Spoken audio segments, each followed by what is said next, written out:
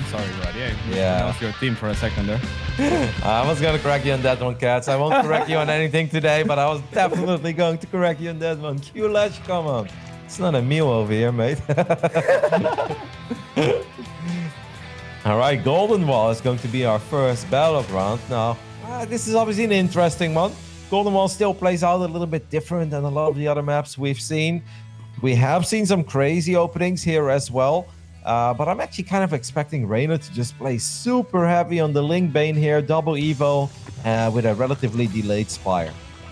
Yeah, I think Reynor is just gonna be happy to play a macro game on this map.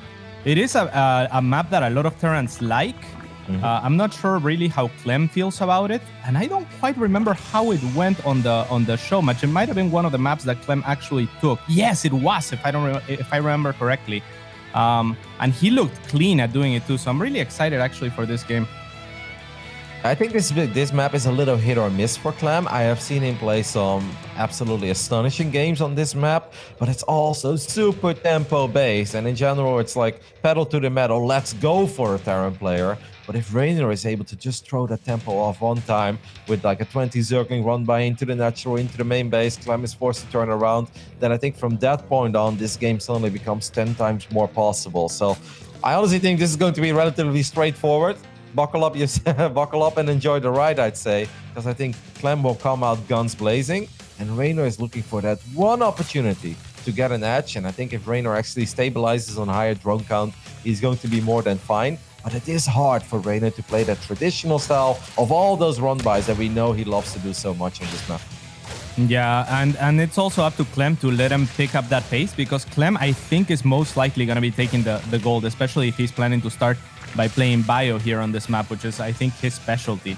Yeah. So I think we're going to see him most likely take the gold, and then the pacing changes. But with that said, Roddy, yesterday I saw something from Reynor that just kind of blew my mind, because he used Baneling drops to abuse the ledge. If we can look at the gold really quick, at the gold base. Yeah, so you see he can fly in to the mineral line unspotted until the last possible seconds for Baneling drops, and he figured this out already. So that is the one thing that I'm looking forward to if Clem goes for the gold. Yeah, that'd be a really cool play, especially in a closer game, because he did do it yesterday against Hero Marine, but obviously Reynor was very far ahead in that game, right? He had a fantastic start, a great scout against the weird build that Hero Marine was going for. I'm not expecting Clem to open up with Hellions and Gullstove here. I think this is all going to be straightforward. We'll see what the first unit... Okay, it's a Viking, actually. I was maybe thinking a Liberator, because Clem is awesome with his Liberators, but he's actually going to go for the Viking, maybe try to take away some Overlord spotting of Reynor early on. Yeah, it's pretty nice. Either way, I agree with you, though. He is a very aggressive player, so this time around, maybe looking for that third base, trying to situate a more defensive position. But yeah, Queens are going to be pushing out creep. Reynor is obviously very good at this. And Roddy, to stress on what you were saying earlier, I think that yeah, we should continue to give credit and to talk about the stories that have developed throughout this tournament, because it has been that interesting, and you know, it's the final day, so we should also wrap that up when we get the chance. Oh, absolutely.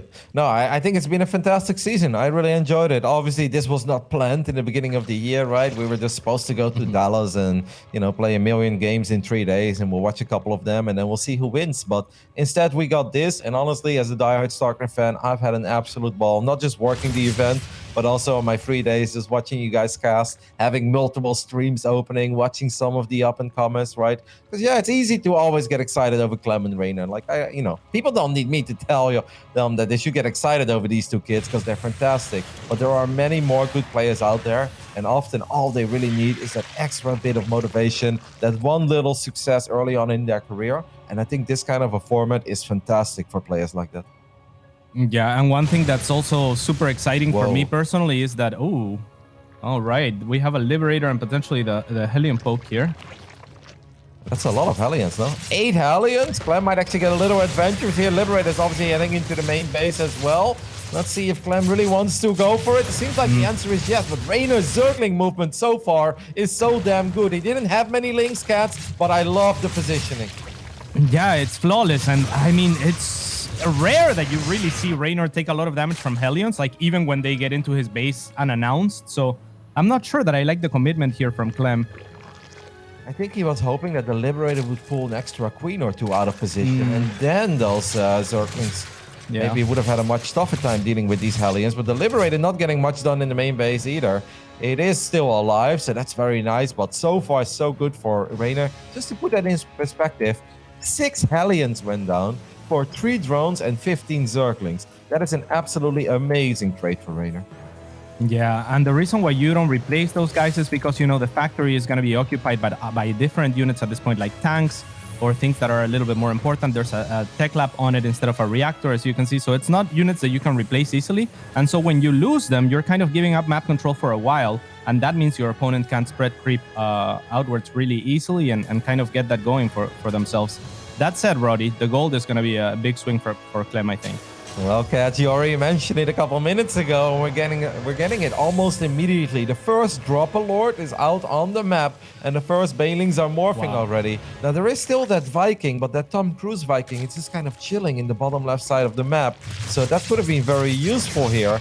I really like where this is going. I've said it before, I really feel that all that Reynor needs in this game is that one little victory. And then I think he's going to be more than fine here on Golden Ball. Let's see if the Liberator can give the heads up here. That'd be a pretty big deal as well. But there's a lot of things going on. Okay, Clem is attacking, so this should really give him the heads up. And he should have seen that game as well, right? Between Reynor and Hero Marine. Likely. But maybe you think, oh, he's just going Baneling drops. I don't know. I don't know how much emphasis you put into that if you're Clem, or how intently you're looking. Because it's not like it's an easy counter. If the Liberator doesn't spot it, you simply can't see it until it arrives. So, yeah, Reynor's brilliant. I mean, the kid's never waiting for anyone to tell him what to do, you know? Are we a little bit worried now that there are just 4 Banelings stuck on the bottom side of the map? I know he can explode them from the other side, but I think those Banelings would come in handy now as well in dealing with this push. Yeah, I mean, it's not a huge investment. They can technically be exploded from the other side, but they don't usually kill much for me. I was actually looking forward to see them explode in a game recently. Have you ever seen them kill a lot? No, not from the other side without a Dropper Lord. I do gotta say though, Reynor getting those 2 tanks in the middle, that's pretty sweet. One queen does go down there. But hey, that actually went quite well for Reynor because he didn't even really use his Banelings there, right? All that Reynor lost were Zerglings, and he just lost Zerglings to take away a couple of the tanks in the center of the map, buy himself way more time, and he's just rushing into Tech Cats. I mean, that Lurker then is almost done. The Hive is almost done. 8 minutes and 30 seconds. Is this a record or what? Yeah, he's putting a lot of emphasis into this. I've seen him do basically a Lurker Rush, a tier 3 Lurker Rush with the upgrade to, you know, burrow the Lurkers faster and just go for it, like an all-in, a tier 3 all-in. So that's in the cards as well. That's a thing that we might see happen. I almost do feel that Reynor should indeed just try that with the Banelings that you were talking about, you know, just kind of run them up towards that gold mineral line and then explode them from the other side. You may get 3 or 4 kills, but he really wants to get the drop going. Tried 2 times so far, didn't succeed. He's going to try 1 more time. I gotta say though, if you would have told me that 9 minutes into this game, we would have Vipers on the way and Lurkers out on the field on Golden Ball, I'd be like, well, that seems a little ambitious, but here we are.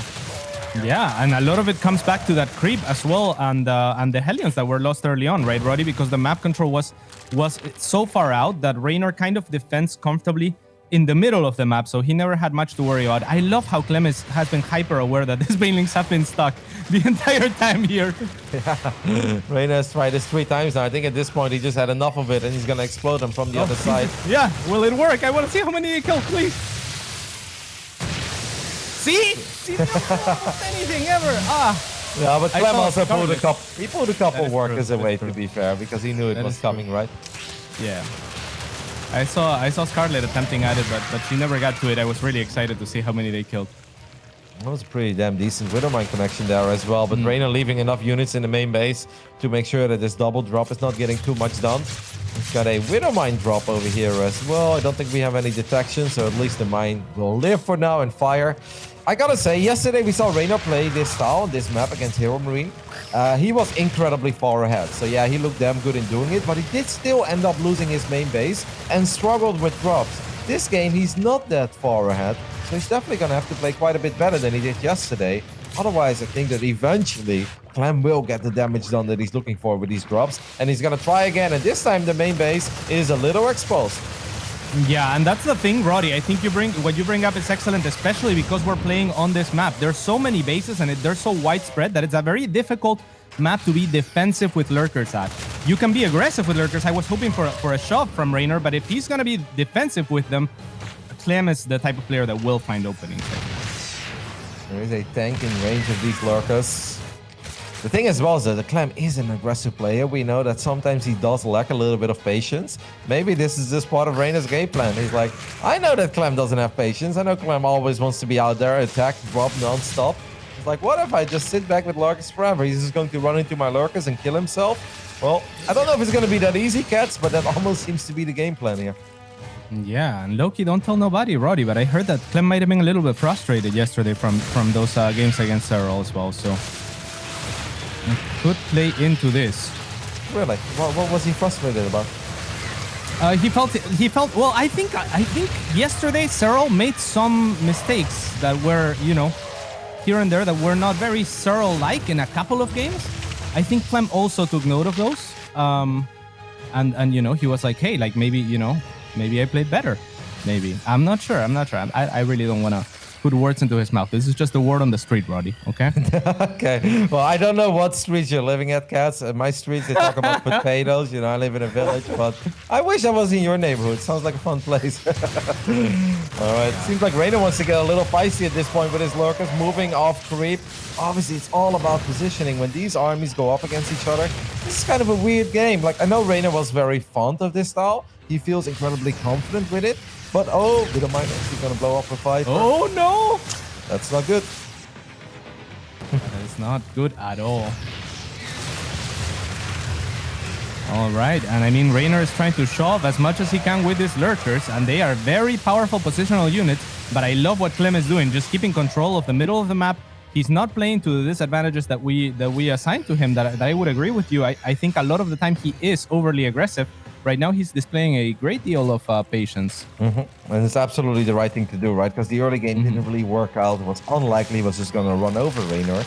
No, he's indeed playing it very patient. I gotta say, it's so weird to see Reynor not have any Zerglings or Banelings on the other side of the map, right? Trying to kill SCVs. We are 13 minutes into this game, and Reynor has killed 3 SCVs this game. And those were obviously the Banelings on the other side of the golden wall. I don't know, it just feels weird. Now, Reynor is actually the one going to run into this Terran army, a little bit off creep as well. Tank goes down immediately. I mean, this is going to be a long one, I feel, because I don't see either player making the obvious mistake. Reynor shouldn't get over-eager, and Clem is not losing his patience at this point, so where is this going?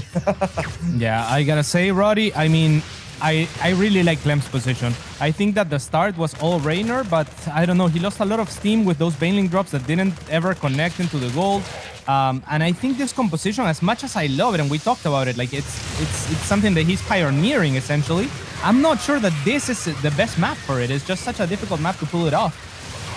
Yeah, maybe it just feels it's hard to get those Baneling run-bys going as well. I gotta say, that's not a bad fight for Reynor here in the center. It is important he keeps bringing Overseers. A couple of Widowmines get left behind. Wow. The Ghosts getting surrounded there as well. A couple of them go down. Look at these lurkers. They have no fear. Yeah, and the Ghost also had no fear. They were specialists. I can't believe he went for the snipes there in the face of so many Zerglings, and they actually got off and killed a couple of lurkers. So really well done by Clem as well. But he will get pushed back for now. How does Reynor really get like economic damage done and stuff though? Is it just like, all right, you have these 5 bases that you're currently sitting on, and that's it? I'm just gonna make sure you don't get up to 6, or I'm not. I think he runs in. I think he just runs in with the lurkers, burrows everything, and then he has that base. I think he's gonna do it right now, actually, for this base, or attempt to it at least. Yeah, I mean, once those lurkers are there, this obviously becomes very difficult for Clem to engage as well. There are a lot of ghosts in the mix and a lot of snipes going down as well. Wow. 1 or 2 abducts do land, but the lurker count is dwindling, and Clem will keep this base safe for now. Yeah, and what a beautiful response, the Ghosts with the snipe. Not something super intuitive, not something that I would have figured out to do against lurkers right away. So really cool from Clem, and it's working out wonders. Already lost 20 lurkers this game. That's insane. You don't see that very often. The Ghost doing really well, and that Ghost count is just growing quicker and quicker. Reynor's just going to do the same thing one more time, trying to get back up to that lurker count that he was at before. Because after that exchange, we only had a single lurker left, which is pretty ridiculous, because before we had like 13 or 14 lurkers out on the field. Yeah, I think that part of it too, Roddy, is that Reynor hasn't been making that many Banelings. Banelings are really what keeps the ghosts in check in this dance, I think. So yeah, we really need to see him do something like that. But Clem has been so good at being out on the map. At the same time, he's gonna get caught here. A huge surround, Roddy, and the Banelings are all not gonna connect because there's apparently nothing to hold the medevacs in place. The Corruptors arrive a little bit late, as do the Vipers.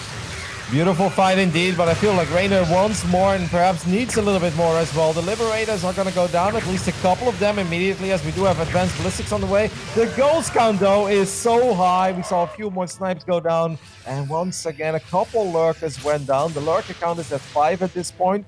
Reynor is rich. He's got a lot of money in the bank. Resources lost. He's actually the one who lost 4,000 more in this game, which I'm a little bit surprised by. But I guess Clem just has an insane amount of additional command centers and has obviously still been transitioning, right? With advanced ballistics, I really don't see these lurkers getting much done anymore.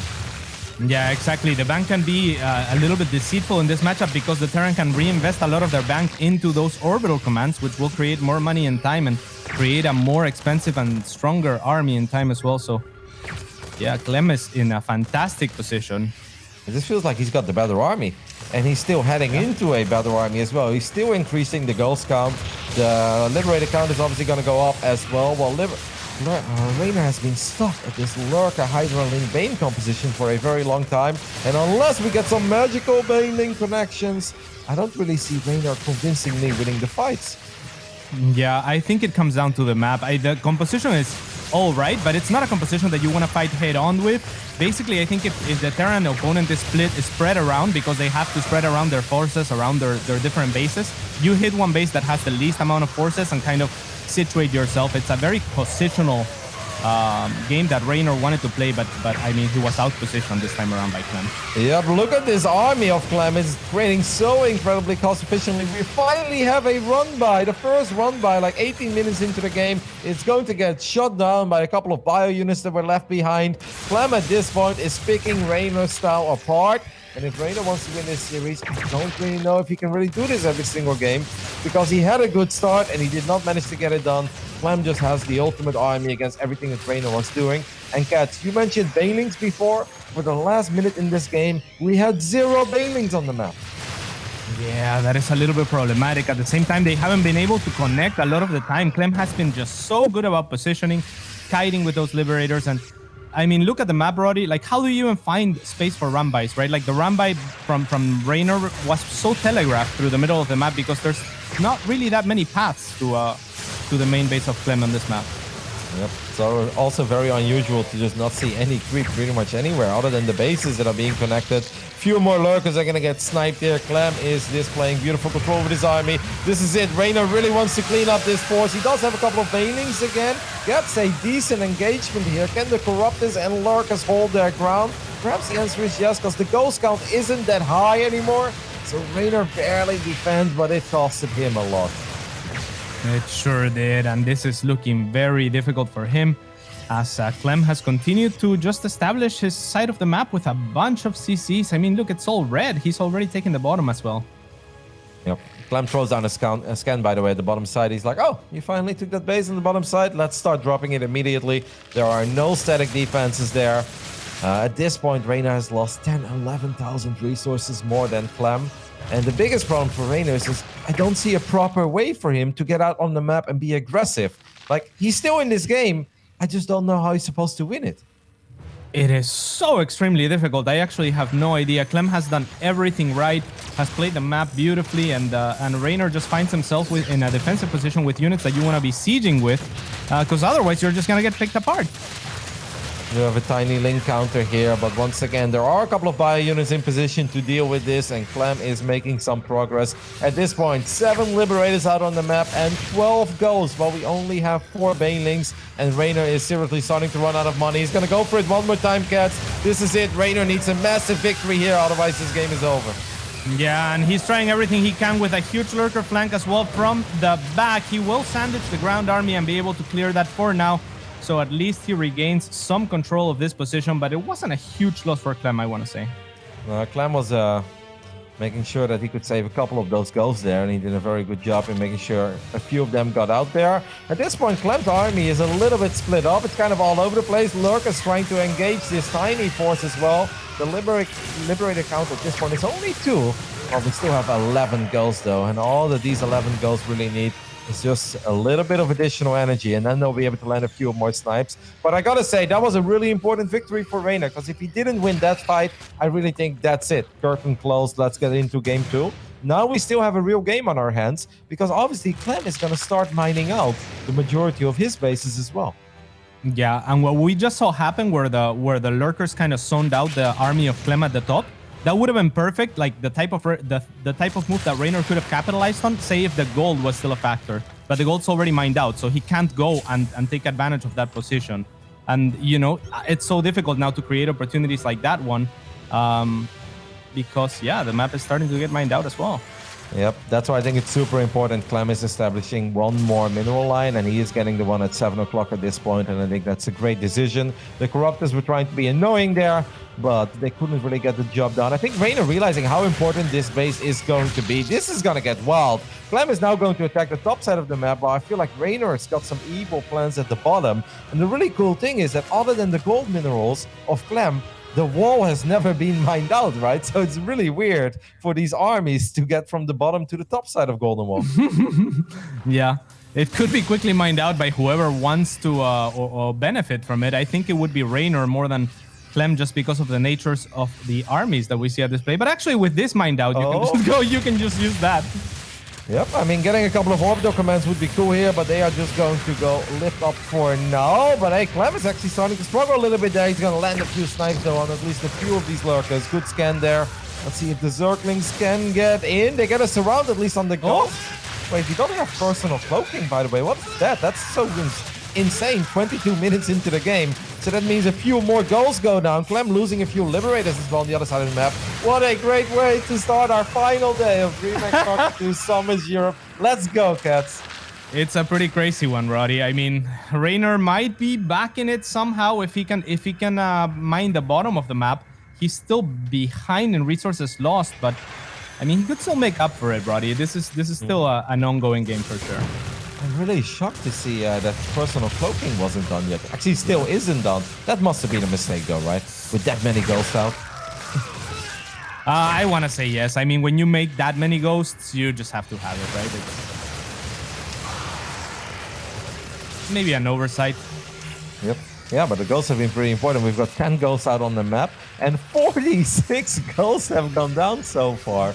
I don't cast a lot of games of StarCraft where I see 46 goals go down, and 61 lurkers as well. Yep, yeah, that's ridiculous. Personal cloaking is done, but the ghosts are a little far forward. Reynor is setting up the sandwich as well, coming in from multiple angles, surrounding the ghosts. Oh my god.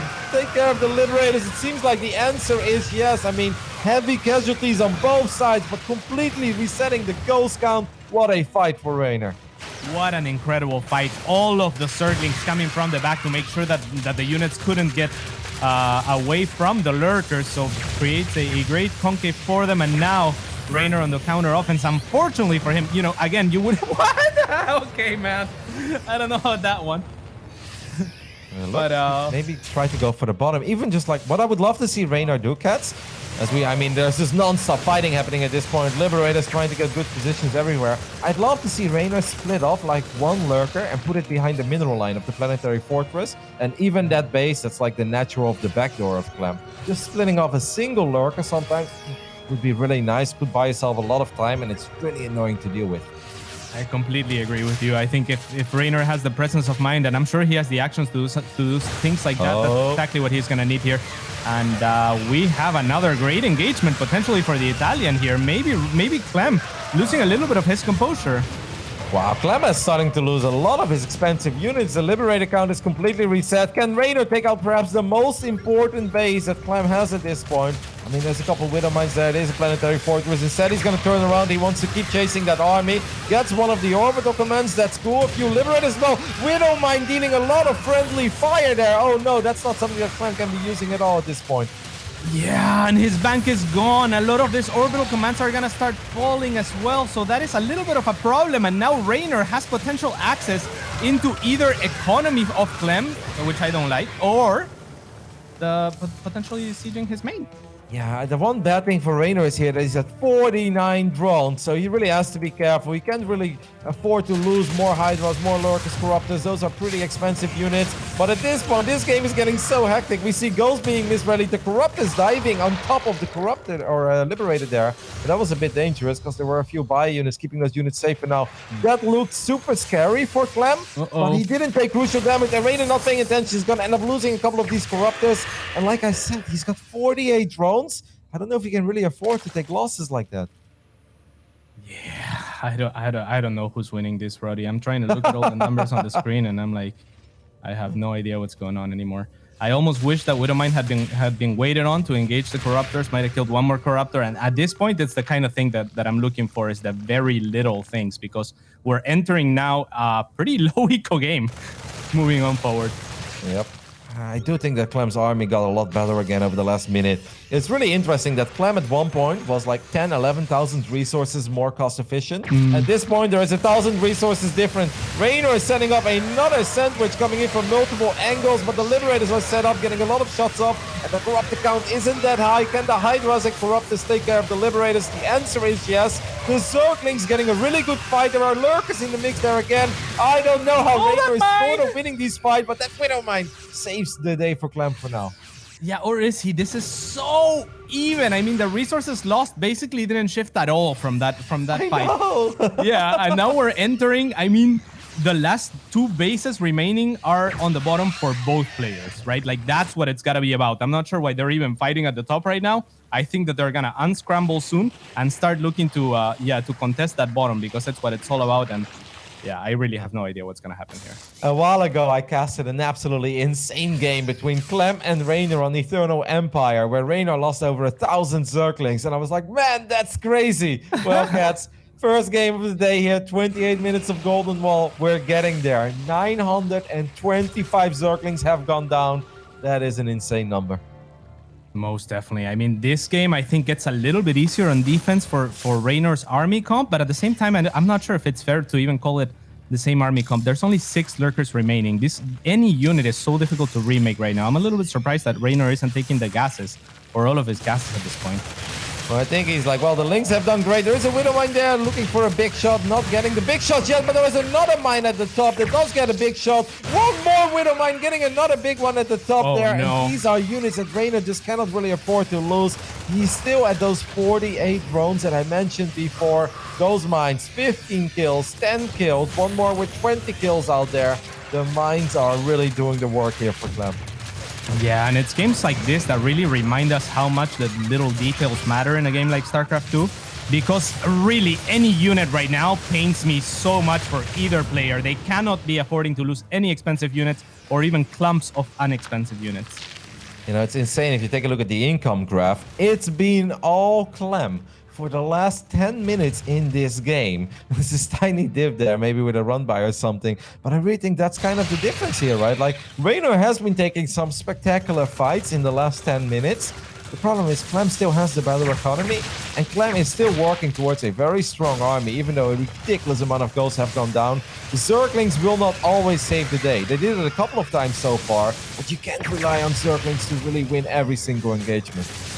Yes, indeed. And that's also the ticking clock for the same ticking clock for Clem, right, Roddy? Because on his side, he's got to be wondering, okay, how much time do I have before I mine out, before you start catching up, before you make all of that income into units? I mean, we're actually going to... This is it, right? There's no more base available. I mean, there's still like 100 minerals left to mine in the center of the map as well, which eventually could maybe make a difference. Reynor is going to go for it, run through those liberation zones. He does have an insane amount of Zerglings. Once again, the Lurk is still alive, getting a couple of shots off, but the Corruptors are really struggling in dealing with those Liberators. He did it. Wow! Game number 1, Roddy. What a game. 1,100 Zerglings went down in that first game. 86 goals, 82 Lurkers. Yeah, that's StarCraft, all right. Oh my goodness. That last siege as well was so smart from Clem, right? He knows he's on a ticking clock, and he starts sieging, and Reynor realizes, okay, I have to attack or else I'm just gonna lose to your slow siege. So really well done by Clem finding that position with the ghost is exactly what he needed. Wow. Yeah, and just a fantastic economy, right? I really do think the difference in this game, I mean, obviously in a 30-minute game, there are so many things that matter. There were so many things that could have gone one way or the other. But Clem did a better job in harassing the economy of Reynor than Reynor did in harassing the economy of Clem. And that's pretty unusual because Reynor is the king of Zergling run-bys, the king of Baneling run-bys, and Golden Wall is obviously not the perfect map for it. You said it before as well. Clem has a lot of vision in the center if there's no creep there, so it's hard to really set up run-bys, but I definitely felt there was some potential to split off a individual lurker a couple of times and just shift rally it behind those mineral lines at the bottom side of the map. While the fighting took place in the center, it's really annoying for Clem to then having to deal with that. And I think that maybe could have made the difference for Reynor. Yeah, I completely agree. Any little move extra would have been good. I mean, you could do that. You could drop the lurkers, right? It's not something that's usual, but it's something that I could see someone like Reynor employing.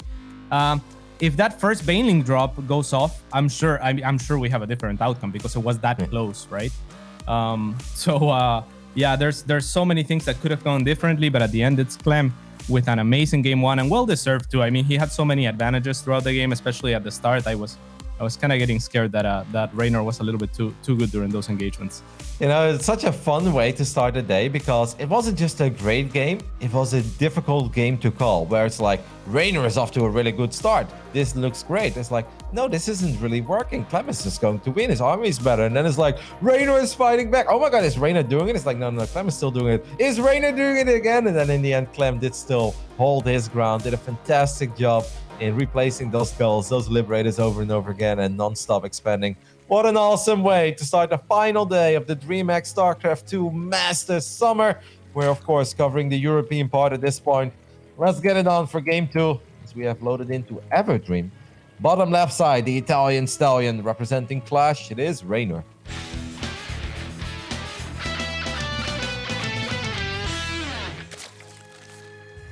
And in the top right-hand side, apparently with a stolen nickname now, it is the Wonder Kid, Clem. Because I thought Reynor was the original Wonder Kid, but Reynor called Clem the Wonder Kid yesterday on Twitter, so... I called Reynor the Wonder Boy in the past. That works. Yeah. Or Boy Wonder, actually. I like Boy Wonder. Boy Wonder. A little bit too much of a Robin feel, you know, like from Batman for me. Boy Wonder. Yeah. No, he would be Batman. Exactly. Reynor is no Robin, mate. Exactly. Yeah. That's what I'm saying. Yeah. I mean, maybe Jonas Satala would be like, he could be my Robin any day. Yeah. Wow, what an amazing first game. That was really fun. Oh, it's so cool as well when we've got actually we have 2 best of 5s and 2 best of 7s. But of course, the players from the upper bracket do have a 1-0 lead in the grand final. But that's just perfect to start off with a 30-minute game like that. Back and forth action. Let's go. Can we give a little bit of credit to the map as well? That as amazing as the players are, and not to take anything away from just how neck to neck and amazing they are. The map, I mean, it brought us the potential for that Baneling drop, the ability for Clem to stop it, the gold for Clem to kind of come back into the game economically, and you know, the topology that's different just for so many reasons. I don't know. It played out different than most games. Is my point. No, I totally agree. I feel Golden Wall is different in the right way. Like sometimes we get unique Neo maps and we're like, yeah, it's different, but it's not that fun. There are not too many spectacular games. Golden Wall, honestly, I think is kind of embraced by the pros. A lot of pros will still say, it's a bit weird. But there aren't too many pros who say it's bad or it's an awful map. And I think that already goes a long way, and it really has provided us with a couple of classics already. Yeah, and it just does so great for the game in itself, because watching those kind of games, I mean, how do you not fall in love with it, right? Hell yeah. I mean, Everdream has also provided us with some crackers, especially in this matchup. We'll see. Reynor Clem looked all right on this map yesterday against Serral. I felt like he was off to a good start. There was some serious potential early on, but the moment that things started going bad, it went downhill real quick. Let's see if he made a couple of adjustments playing against another top Zerg here on F3. Yes, indeed. This is the type of map that lends itself for, you know, 2-base pushes pretty often, 3-base pushes. Just on the side of Terran, tanks are really strong here. Oh, going for the magic. But look at that composure too, knowing when to run away, right? Knowing that's one hit too many from the links. Yep. I mean, I got a highlight reel yesterday, at least a little clip on Reddit. He's like, that was cool. I want another one. Unfortunately, no back-to-back Creep Tumor snipe appearances for you, Clem. Not yet, at least, you know? Yes, indeed. So these guys will get pushed for now. It's gonna be a pretty normal start, but and more normal than the one before if we're taking into account that it's Clem, as we see a Liberator on the way. Yep, that's a little more traditional. In the previous game, we saw him open up with the Viking. I'm not sure if that's just like a Golden Wall special. This game, he's going to go with the Liberator. I like that he starts Cloak as well, while there is an Overlord. Oh, maybe one drone is going to go down here. Reynor cannot save it. There's an Overlord in the main base, and Clem is researching Cloak, but also building a Liberator. I'm not sure if Reynor saw that, right? Because obviously he's paying attention to the Hellions there as well. Yeah, I'm not sure if he sees the first unit leaving the starport necessarily. But yeah, the Overlord will get taken down now. And it doesn't look like he saw it, just from, you know, the lack of... oh, never mind. He definitely saw it. You know what's really funny is if you take a look at the vision, yeah, you saw that the starport went up a little bit too early, right? So it actually didn't look like Cloak was still being researched there. Maybe Clem a little too early, but perhaps he felt that Reynor was aware of it anyway. Let's see if the Hellions and Liberator combo can be a little more successful. The Queens are very busy in dealing with the Liberator, which obviously means that the door is open in the natural. It's bait. I love Reynor. Yeah, I love Reynor. His positioning of the links, right? It's so good. It's bait. It's bait. That's bait. I mean, Clem kind of knew it. He was like, this is a little bit too easy, but hey, that's enough Hellions to break through regardless. And perhaps Reynor underestimating or overestimating his position will still do wonders with Evo Chambers to get himself out of as much trouble as he's gotten himself into at this point. Well, I have no idea how only 5 drones have gone down so far, but we aren't totally done yet. Maybe that was a little early, but somehow no additional drones go down at all. Hellion still alive in the main base. One more Hellion shoots at that clump, and that's like 7 more drones or something going down. Okay, can you explain to me, Kat, how did Reynor only lose 5 drones there? I don't know. I mean, the Hellions were bruised up. There was only like 4. The Evo Chamber is something that Zerg players have taken to as a defense to Hellions, and it's so very effective in buying you time because they shoot kind of slowly. And he is just so very good at positioning the drones, never giving the Hellions any line of fire, so that if the Hellions are going to kill drones, it's going to be individual drones. It's a very difficult thing to do. Yeah, mate, if we would have played the prediction game there when the Zerglings went down on the top side of the ramp and the Hellions and Reapers got in, I would have been like 9, 10, 11 maybe. I really expected way more drones to go down there. Obviously, there was some lost mining time, but I think in the end, all things considered, great defense by Reynor. Don't forget that during all of that, the Liberator went down as well, right? That's not a unit that's super cheap either. So really well done by Reynor. Man, this kid's got some great crisis management, doesn't he?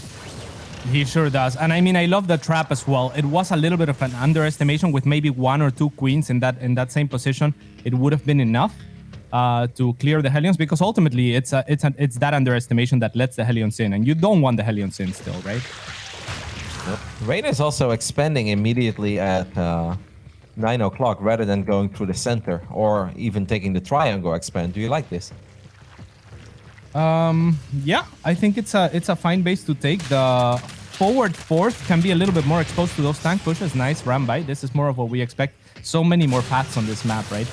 Yep, Clem not really ready to deal with these banelings. A couple of Marines do go down. 1 tank gets picked off immediately. I'm not sure if Reynor really wants to stick around there as these Marines are still stim, but I think he can bring the additional units there. Clem is just going to pick up as many units as he can and get the hell out of there. He's actually thinking of going into the main base. Okay, we'll see. I mean, there's so much Zerg here, though. I wouldn't really want to see him siege up that tank. No, he's just going to trade as much as he can and then get out, pull the army. And, you know, it's always a little bit of information. Where is your army and so on and so forth. To go back to that 4th that you were talking about, Roddy, the forward 4th is a little bit riskier. And the one on the right that we just saw Clem make his way through is also a little bit riskier. Maybe the riskiest because of those rocks and the high ground that's next to it. It's so good for tank positioning. So up here, up to the rocks, and into that high ground. Yeah, that's just too strong. Very difficult if you don't have a lot of creeps. Once again, we see that infestation pit go down. The Hydra Den already went down, and now the Lurker Den goes down as well. A couple of these Banelings will be found by Clem. This is gonna get feisty because there are units just everywhere on the map at this point. That initial move out of Clem is still at the bottom. Not sure if he's really ready for this at the top. One tank takes a lot of damage, but it will live for now. I mean, this is going to be really cool. Obviously, Reynor is not really in a position to take economic damage at this point, so he really needs to make sure he does a good job in splitting up his army, and so far he's doing that. Yeah, most definitely. He also took an extra base in case he loses. The other one, perhaps, Clem does have an unspotted drop, I think? Or no? No, that's still that initial push. It's still the push that moved out a couple minutes ago. Well, one Baneling does actually get a good connection there. This Spore Crawler gets picked up. Maybe a couple of drones are going to go down here. Clem has to be very careful with that one man effect that's so low on HP. And I am really interested to see how this one plays out. Obviously, for Reynor at this point, it's about surviving, right? You want to wait until Hive is online. You want to get those Lurker upgrades going. Yeah, and this is such a good map for Lurkers as well. Through the middle of the map, it's very easy to kind of segregate some bases to one side or the other with that type of positional advantage. So a lot of what this tug of war is going to be about that middle of the map control when the game gets later, if it does. I love that sensor tower because Reynor already tried a couple of Zergling run by so far in this game, wasn't successful. Setting up a big attack now on the right side, while that command center is trying to become a planetary fortress, and I think it will. Yeah, you know, it takes a little while, cats. You know, sometimes you gotta be patient for good things, but Clem also left a few units behind there as well. Man, these two, they really know each other so well. I feel like they're always already countering the correct next move of their opponent because they just know it's coming. Yeah, they are so very good, and they play against each other a lot. They are each other's nemesis for the matchup, without a doubt. So it is El Clásico, Rodney. In the European scene, for sure. Adaptive Talon's on the way, but not done yet. That means these Lurks are a bit slower. Massive counter. That's an insane amount of Zerglings. And all of this is Visa stock as well. Needs to lower the depots. Maybe Clem just paying attention to his army. That seems to be the case. But it is hard to run into Lurkers, especially if you don't have the same amount of goals as you had before. Well, that's classic Reynor. Yeah, here comes the sandwich. Clem, so smart. You talked about it, Roddy. They're thinking about what the next move might be. He knows that there's a sandwich coming, so he sends the army of Marines also to clear it and scans the Banelings. You're not going to get away with that one. I mean, but what a big moment for Reynor, right? Even before those Lurker upgrades kick in, before the 2-2 upgrades are ready for the Lings and Banes there as well, he gets a lot of economic damage, more than he got in the entire previous game, and at the same time, he holds the line with his Lurkers. I really don't think Reynor could have wished for a lot more, but his Vipers are a little too far forward. That's the bait as well. That's bait as well, and Clem has been amazing on the macro department. Sorry, mate. That's so funny what Reynor is doing there with his Vipers. I love it. Yeah, I mean, you're right to laugh. He's thinking actively about it, and he's probably smiling himself when he sees the stim. Yeah, you know he does because he's a cheeky bar. Now he's going to land an Abductor 2 as well. At the same time, still trying to get one bites going on the other side of the map. Clem has to be careful with his bio. Still has a couple of tanks off grid though. That could maybe make the difference. But cats, this is a lot of Zerg. Yeah, but I think Reynor is going to be able to kite this primarily. There's not that many Banelings left, and now not that many Lings. Clem even confident enough to go in and clean up the Lurkers, and a little bit of an overextension of creep from Reynor. Well, yeah, I really felt that if Reynor would have just kept 20 Zerglings behind there in the end, that would have probably made all the difference. With Reynor actually losing a lot of his important key tech units there, he is still counterattacking as well. I don't think that Clem's victory was that big, that he can really get a lot out of it. But Clem definitely buys a lot of time. That was a great fight for Clem in the end, and I think you said it best. I think Reynor got a little overeager there. Yeah, especially because he doesn't have that flank that he had earlier, especially. Right, he didn't have the links to hold the Lurkers. He was just kind of attack moving and never had enough to just wrap around and make sure that the army of Clem could stop hiding. And the pace that these two are playing at is insane, no? Like, I almost get tired just watching this. I'm like, it's like you always look at multiple sides of the mini-map. They're always microing little individual squads as well. I'm like, I'd be exhausted if I played 2 games like this. Oh I wouldn't be. I wouldn't know how to play a game like this. Sadly, never played a game like this, man. Only in my dreams. Yeah, I am really good in my dreams sometimes. It's like, man, I should really practice more again. I did so well in this tournament. It's like, it wasn't totally real. Clem, unit's a bit out of position. I love the parasitic bomb, but the immediate split off there by Clem as well. How do you have time to pay attention to that while you're also dropping and fighting? But the bio units were out of position, and this was still a good engagement. And he flew into a spore crawler in the main base. This could very well be it. Reynor getting multiple decent victories in a row, and the lurkers are in a really sweet spot at this point. Yeah, and that's what it's all about for this type of army composition. The lurkers are gonna wanna go a little bit further perhaps, but maybe not even. This looks too good. Reynor, I think, is securing himself a very strong position on this side of the map. That'll put Clem down to almost nothing, and he will have to GG out. Unreal. They are both so incredibly good at StarCraft 2. I don't even know what to say. Normally, we wrap up a game like that and we're like, yeah, you know, that one fight at the fort base, that wasn't perfect. That storm was a bit too big. Let's see if the next game is better. It's like, there are like 24 talking points after that game, Cats. Where do you start? Yeah, that's the thing, is that when you see a fight between these two, it's not a fight that... It's a fight that they both want, essentially, right? Otherwise, they would be not engaging. They very well know the limits. So it's each other that test their limits and kind of say, I know a little bit better than you, actually. This fight is my fight.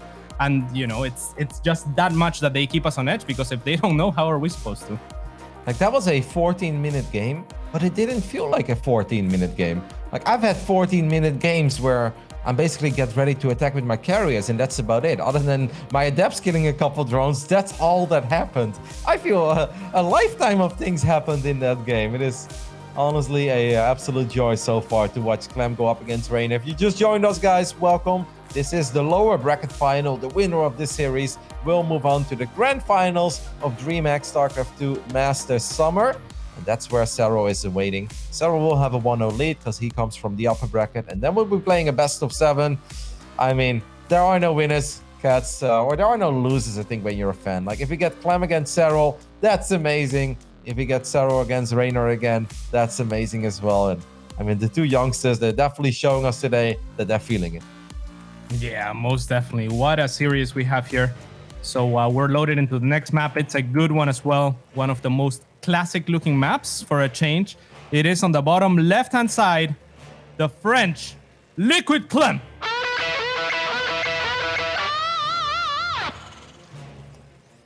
And in the top right side of Eternal Empire, we're looking at the main base of the man who said, Mudas were never my friend, lurkers are my friend. This is Reynor.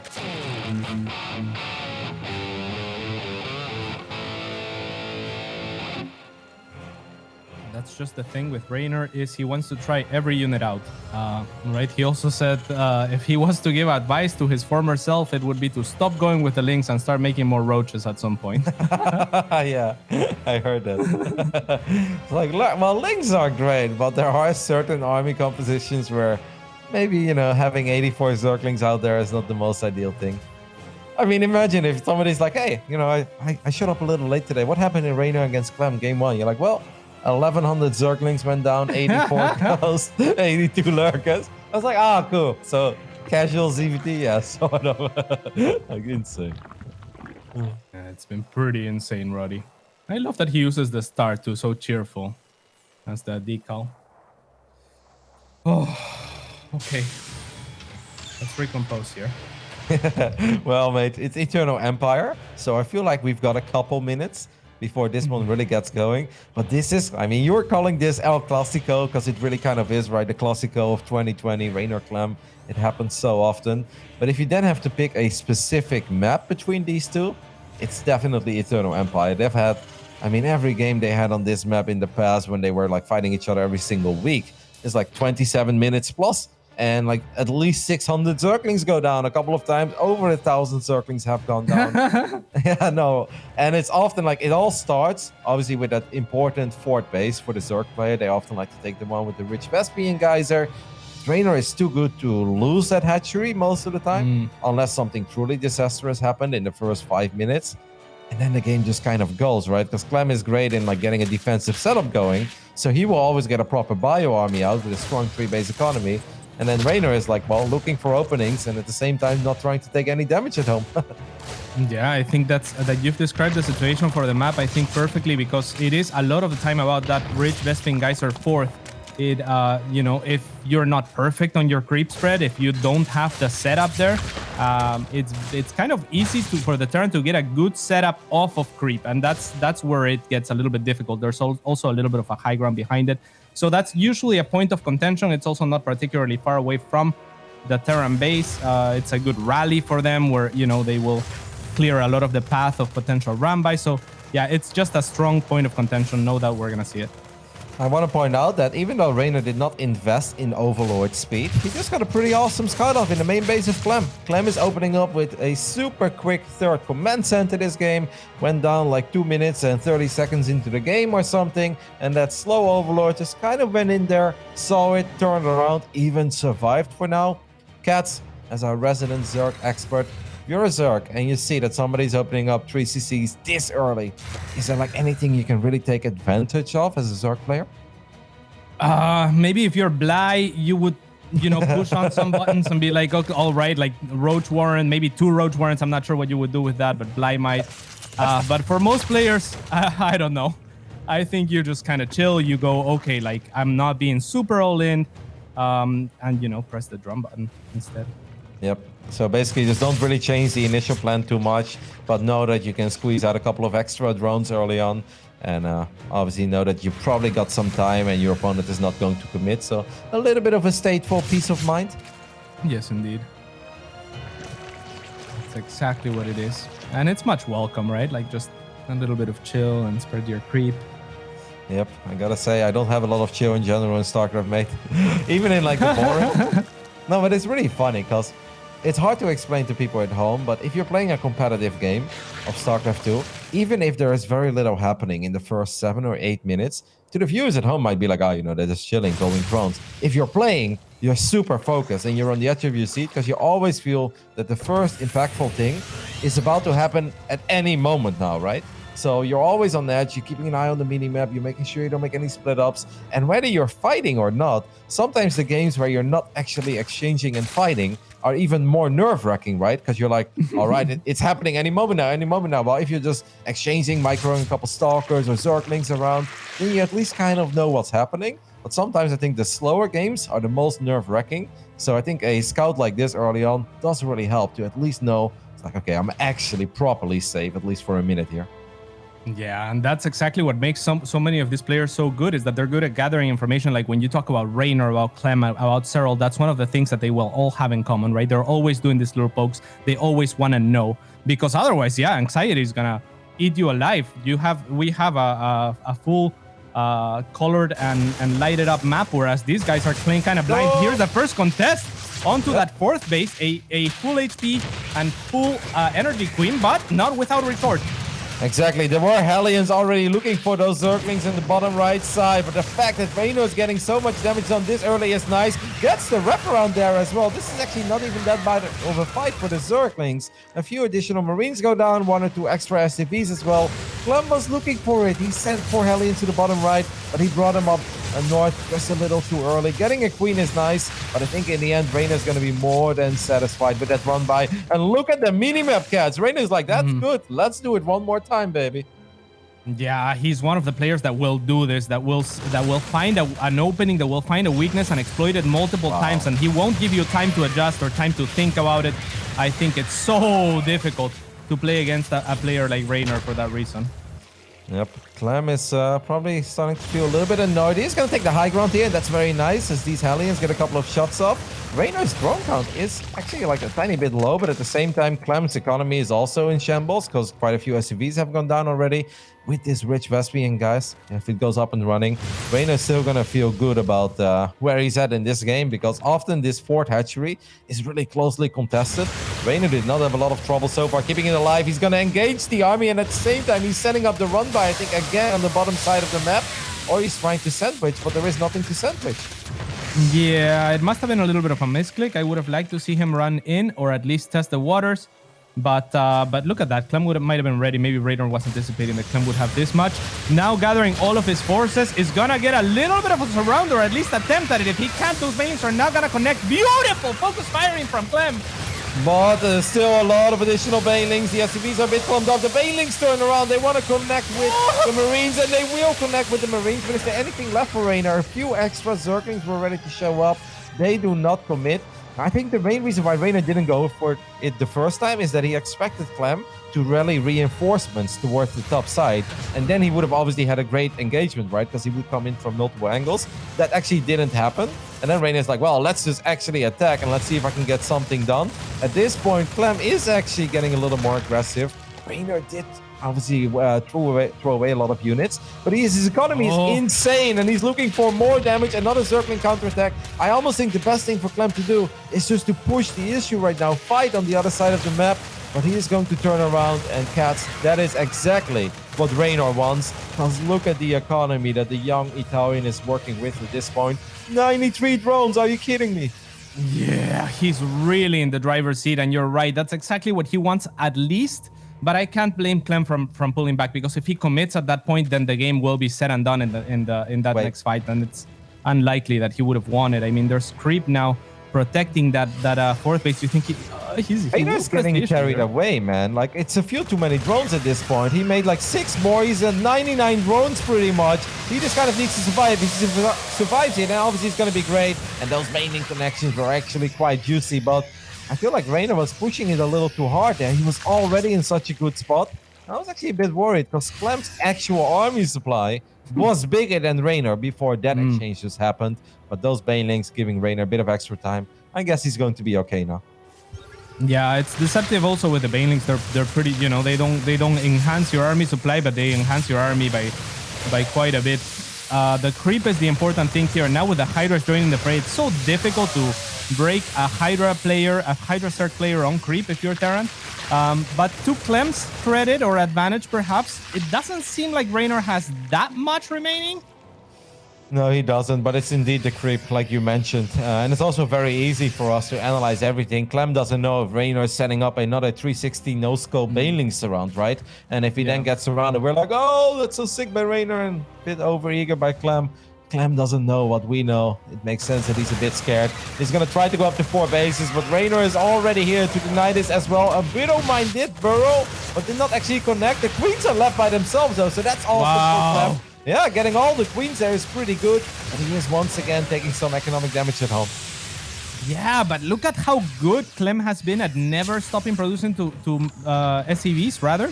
He's at 70 still, right? So it's a playable position. Getting all of those Queens, that's huge. There's only 4 remaining now. Yeah.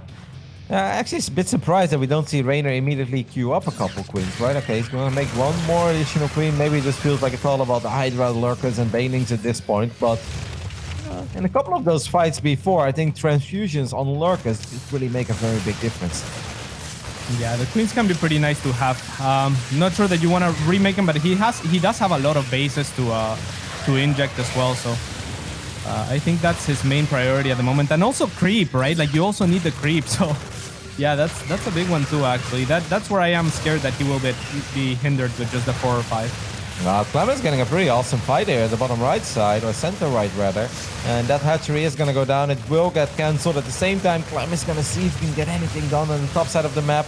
By the way, it felt that +2 melee was super late, right? Because like +2 armor has been done for quite some time for Reynor.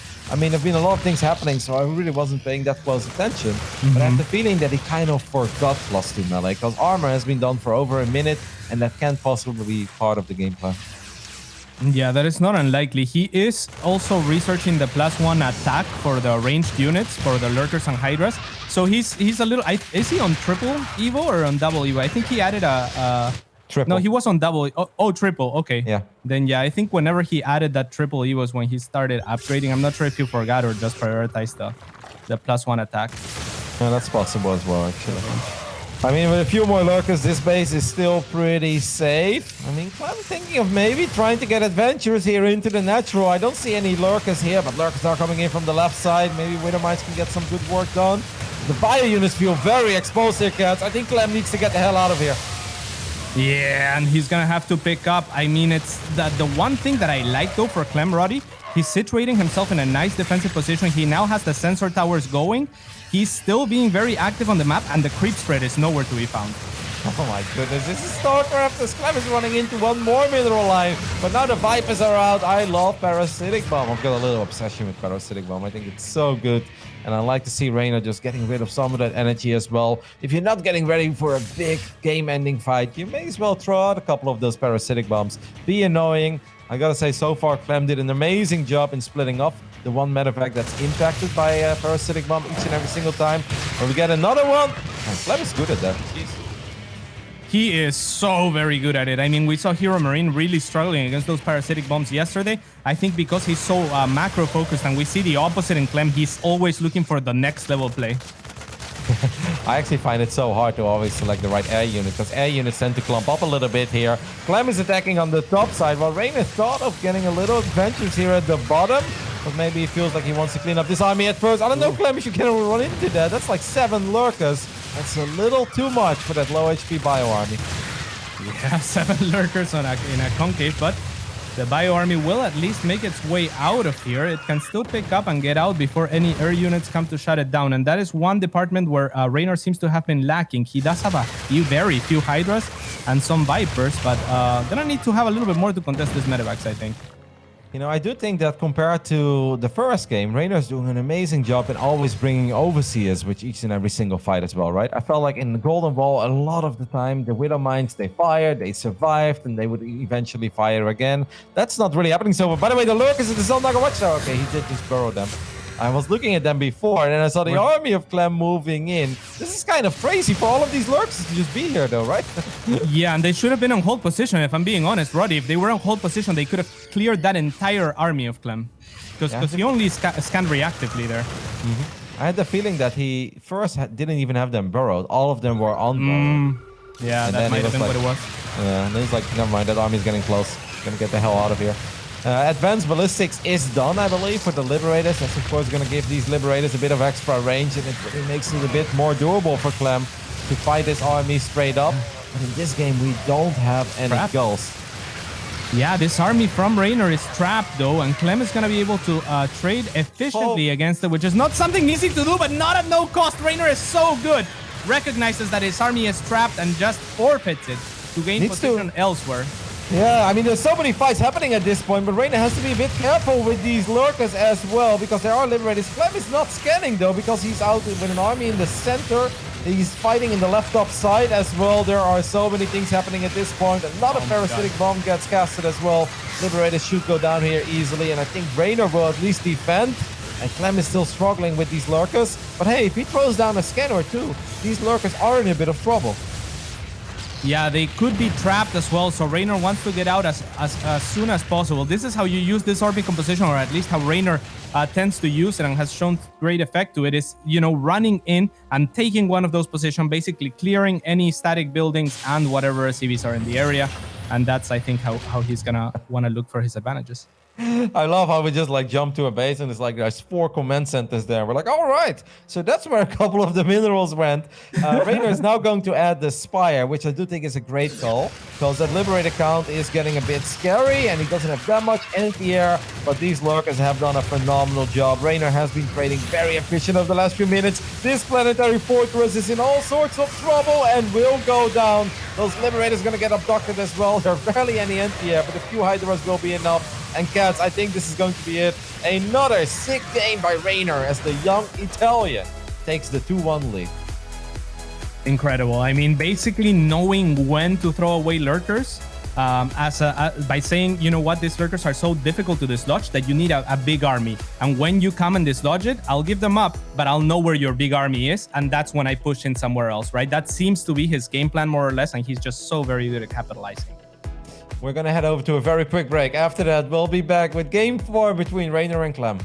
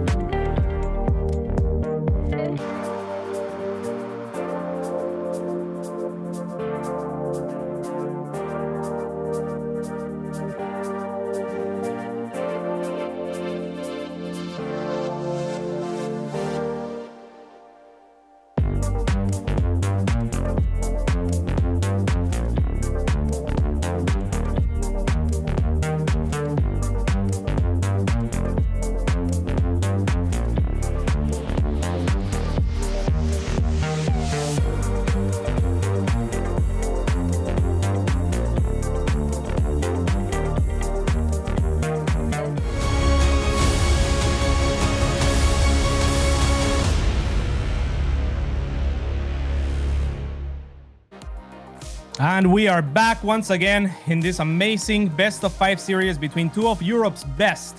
It is the best Terran, I think, fair to say, Liquid Clem, and a contender for the best Zerg up there with Yuna Sotala in Reynor. So Reynor leads the way, perhaps as most of us would expect, but it's been pretty crazy, Roddy. It's been spectacular. And I gotta say, I am a bit shocked. Like yesterday we saw his lurkers and he did indeed say in an interview that he's very confident with this style and we're gonna see more of it. I did not expect him to bring it out every single game, but hey, he's looking absolutely insane with it. So let's get it on. Let's go ahead and hop into game 4. As the battleground is going to be Pillars of Gold in the top right side. The last Terran remaining when it comes to the European playoffs. It is Liquid's Clem.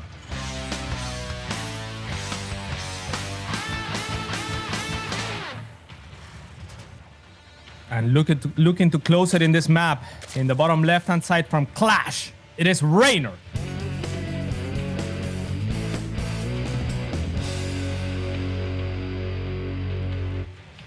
You know, we said traditionally, this is a pretty good middling Bane map, you know? It's very big, and we just have, you know, a lot of potential to hop at least between that triangle setup, and then eventually come in from the top left side as well with these spawning positions. But since Reynor is just so in love with his Hydra Lurker style, I'm kind of expecting to see it again here. I don't know that we will, Roddy. It's, in my opinion, look at the third on this map really quick. It's pretty wide open. The other third. This is, well, this could also be a third, to be fair. But this is the, I think this is the one that they're going to take most often, and it's a wide open situation. So I think on this map, actually, things like roaches or mutiling, like you were mentioning, can be pretty powerful. It would be difficult for lurkers to capitalize without chokes. So all right. I would like to see him switch it up here, actually. Do you want to hear my analysis? Can we go back to the third of Clem at 12 o'clock? Doesn't that look like a very sad Pikachu?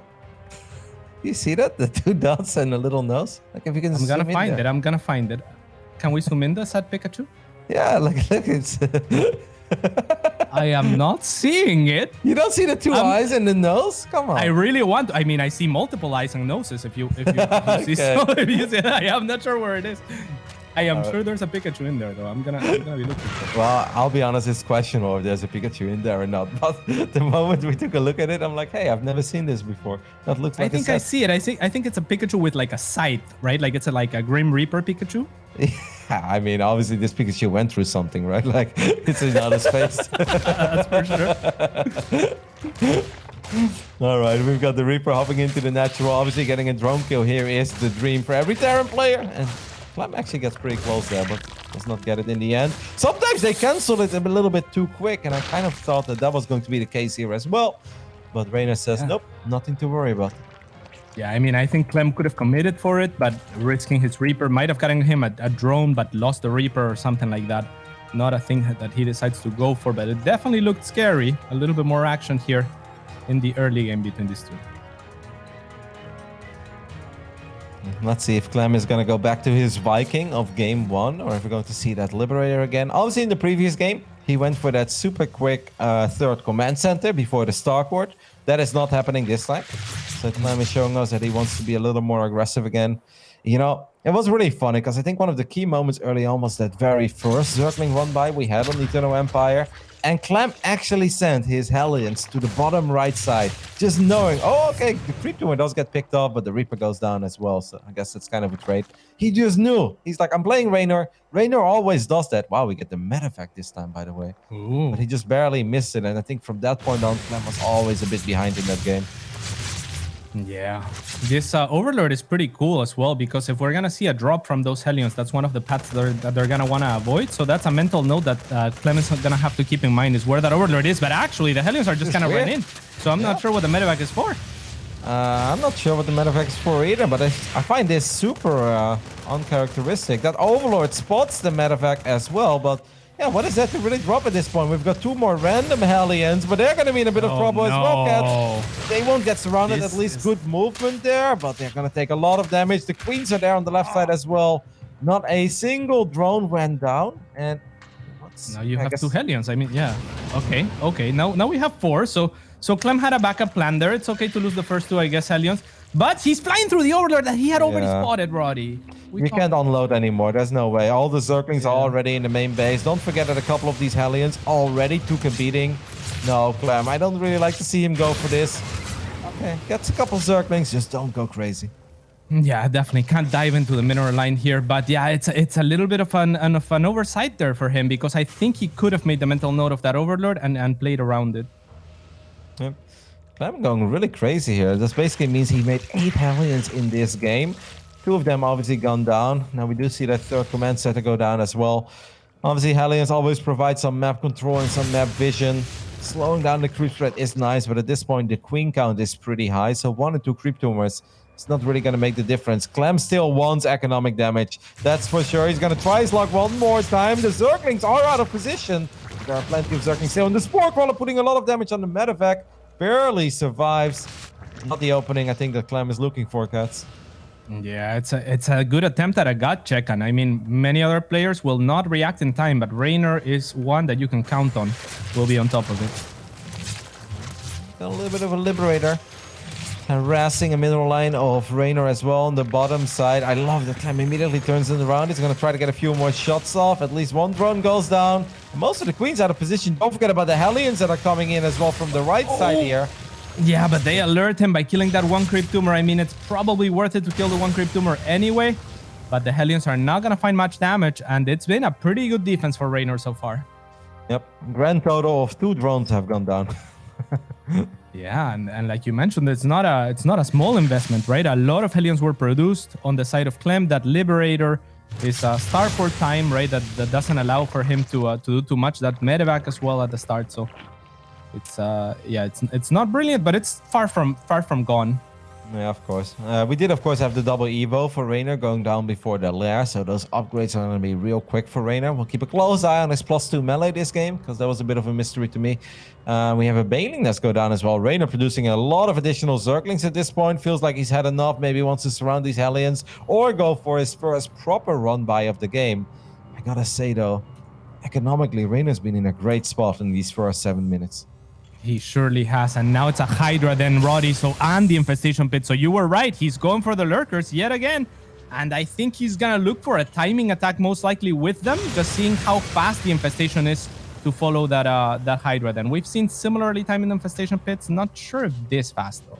Yeah, and you were right about the upgrades, by the way, because now, once again, he immediately fires up +1 missile attacks, and that apparently takes priority over +2 melee. I'm a little bit surprised to see 13 additional drones go down, while Clem is also moving out.